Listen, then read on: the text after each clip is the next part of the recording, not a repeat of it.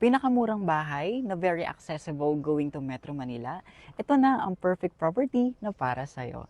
Hi mga ka-house hunters, it's me again Clark at excited na nga ako ipakita sa inyo ang ating Dahlia Inner Townhouse Unit here at Elisa Homes na located sa Molino 4, Bacoor, Cavite. And take note, beside lang siya na ating Daang Hari Road, kaya very accessible going to Alabang, Las Piñas, Makati at Metro Manila.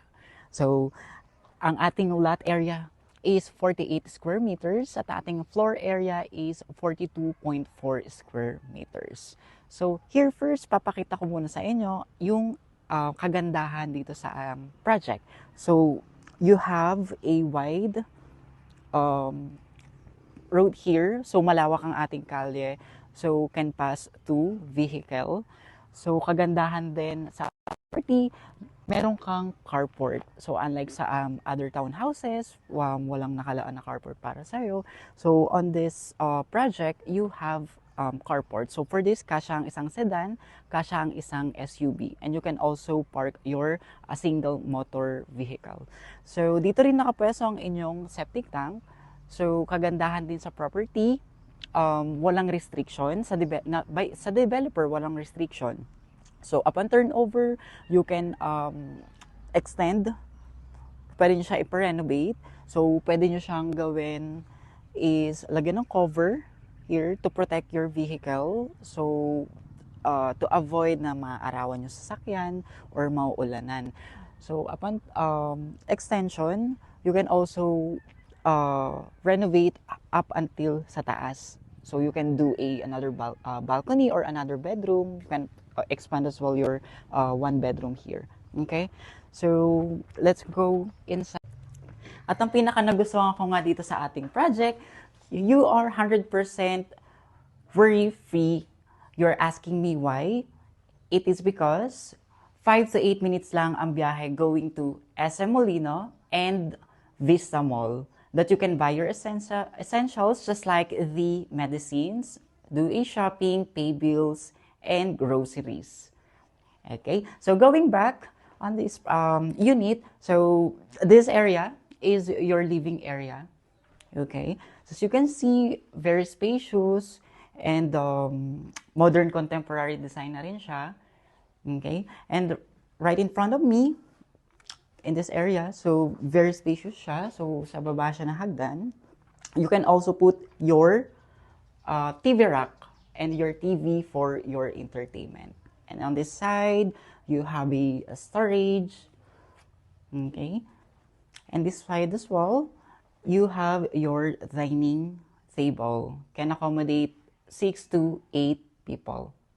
Alright. Okay. Personally, yung pinaka nagustuhan ko sa property na to, very na-maximize ng developer yung unit. Bakit?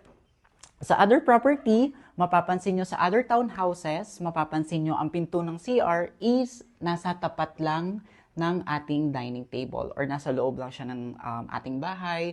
So, for that one, nakagadahan sa developer, in-avoid nila yung hindi natin nagugustuhan na amoy na umaalingasaw sa sala at saka sa dining.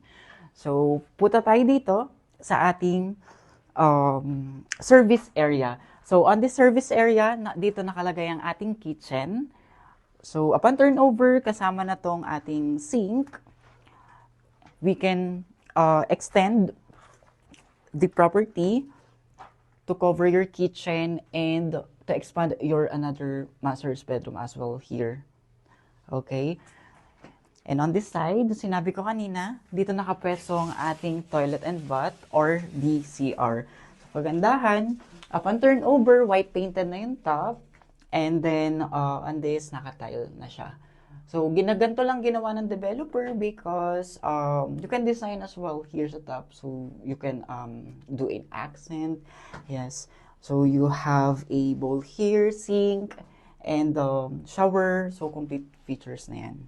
Okay? And one more thing, on the top, sa CR, hindi lang siya basta bubong. So, buhos siya. And you can expand your, on this area, you can do another toilet and bath or CR. So you can have an access for your master's bedroom. Okay? So speaking of bedrooms, let's go upstairs. Okay. By the way, on this unit, upon turnover, white painted lahat ng unit and 60 by 60 tiles na siya.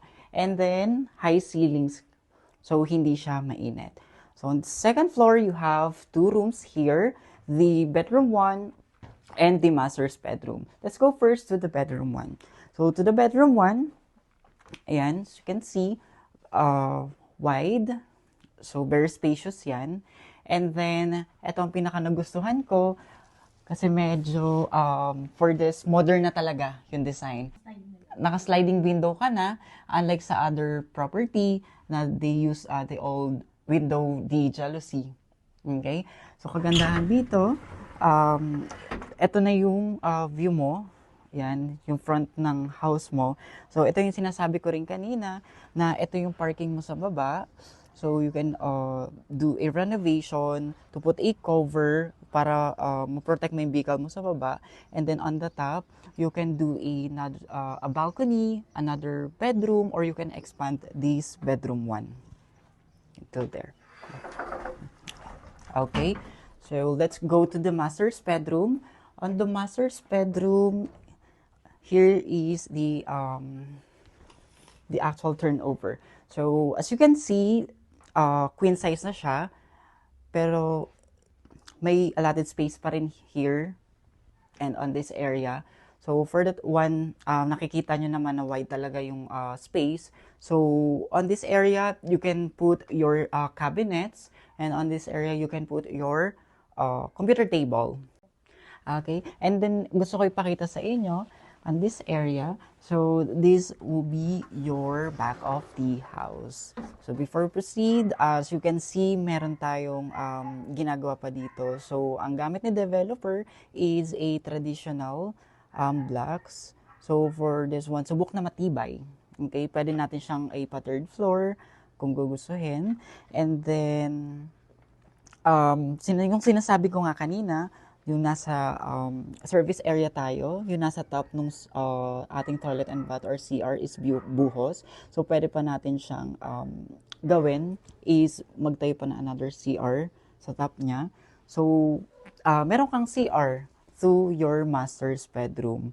And then, on this side, you can cover as well para sa baba yung kitchen mo, and then yung another cover mo here sa taas is pwede mo siyang gawing another bedroom, or you can do a walk-in closet.